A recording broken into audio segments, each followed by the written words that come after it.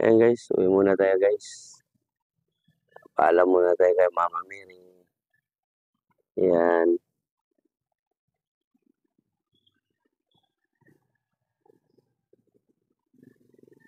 Ayan.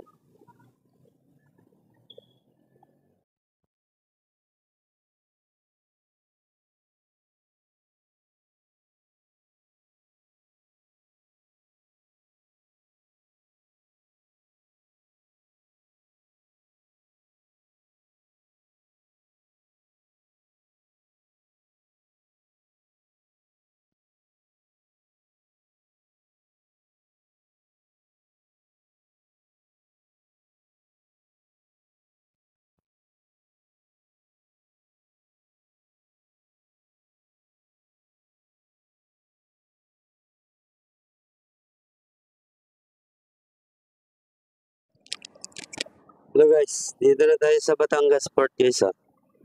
Ayan, Batangas Port.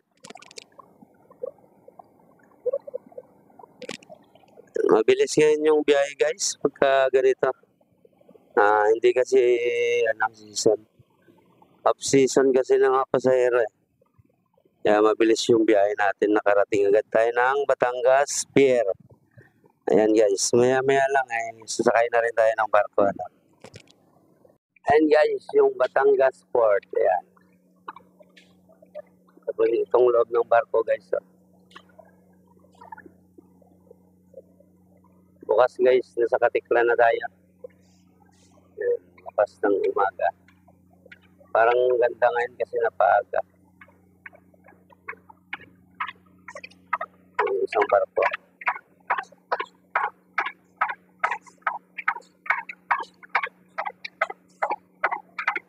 Okay guys, let's go. Going to Katiklan. Ayan guys, makasama ng pasahero.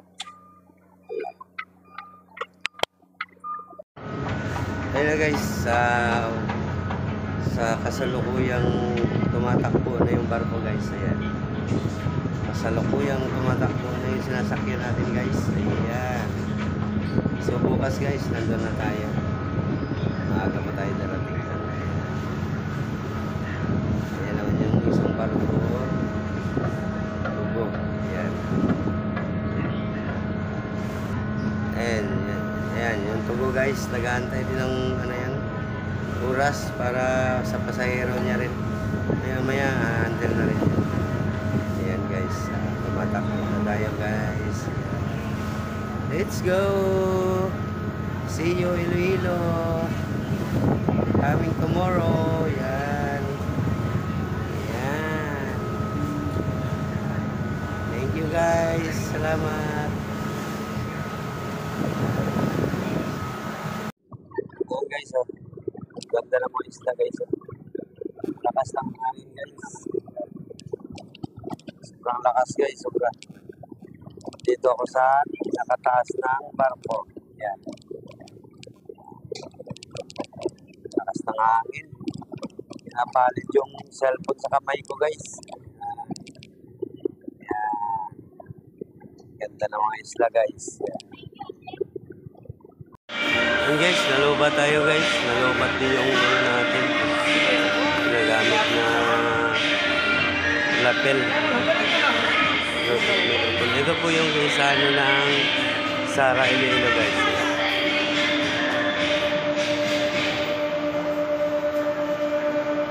Yan.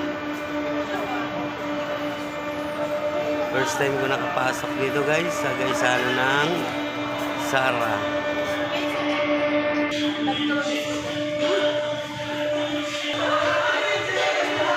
Dito na lang tayo guys. Ito yung Goldilocks ng Isano, Sara Iloilo. Ayan.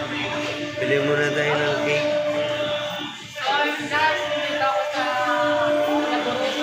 Dito na lang guys. Lubat na tayo guys. Please like, share, comment, and subscribe. Maraming salamat guys. Dito na ako sa Iloilo.